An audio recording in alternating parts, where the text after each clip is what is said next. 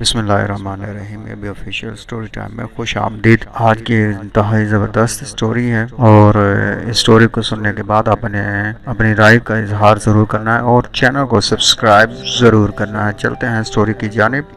Professor نے ایک شادی شدہ لڑکی کو کھڑا کیا اور کہا، آپ بلیک بورڈ پر ایسے 25 سے 30 لوگوں کے نام لکھو جو تمہیں سب سے زیادہ پیارے ہوں۔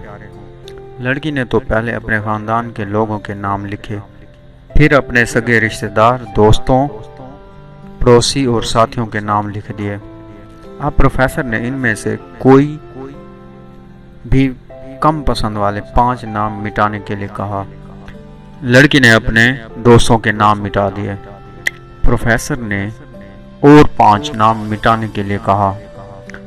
لڑکی نے تھوڑا سوچ کر اپنے پڑوسیوں کے نام مٹا دیے۔ اب پروفیسر نے اور 10 نام مٹانے کے لیے کہا۔ لڑکی نے اپنے سگے رشتہ داروں کے نام مٹا دیے۔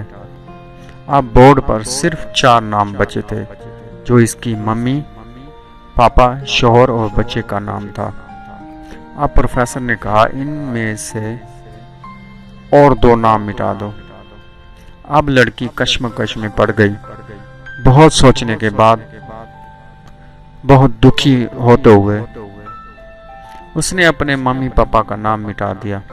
تمام لوگ دنگ رہ گئے لیکن پرسکون تھے، کیونکہ وہ جانتے تھے کہ یہ ایک کھیل ہے۔ صرف وہ لڑکی ہی نہیں کھیل رہی تھی، بلکہ ان کے دماغ میں بھی یہی سب چل رہا تھا۔ اب صرف 2 ہی نام باقی تھے، اس کے شوہر کا اور بیٹے کا۔ پروفیسر نے کہا، ایک اور نام مٹا دو۔ لڑکی اب سہمی سی رہ گئی۔ بہت سوچنے کے بعد روتے ہوئے اپنے بیٹے کا نام بھی مٹا دیا۔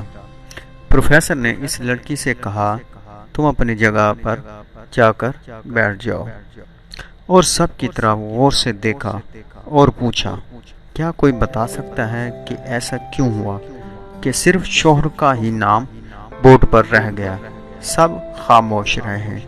پھر پروفیسر نے اس لڑکی سے پوچھا کہ اس کی کیا وجہ ہے۔ اس نے جواب دیا کہ میرا شوہر ہی مجھے میرے باپ، بہن، بھائی، حتیٰ کہ اپنے بیٹے سے بھی زیادہ عزیز ہے۔ وہ میرے ہر دکھ سکھ کا ساتھی ہے۔ میں اس سے ہر وہ بات کر سکتی ہوں جو میں اپنے بیٹے یا کسی اور سے بھی شیئر نہیں کر سکتی۔ میں اپنی زندگی سے اپنا نام تو مٹا سکتی ہوں، مگر اپنے شوہر کا نام کبھی نہیں مٹا سکتی۔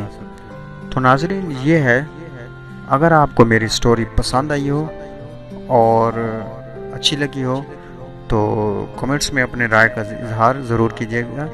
اگر کوئی آپ کو سٹوری آپ کے ذہن میں ہو تو مجھے واٹس ایپ یا مجھے کامنٹس میں ضرور بتائیے گا۔ انشاءاللہ نیکسٹ ٹائم میں آپ کو وہ سٹوری ضرور سناؤں گا۔ تب تک کے لیے اللہ حافظ۔ پاکستان پائندہ باد۔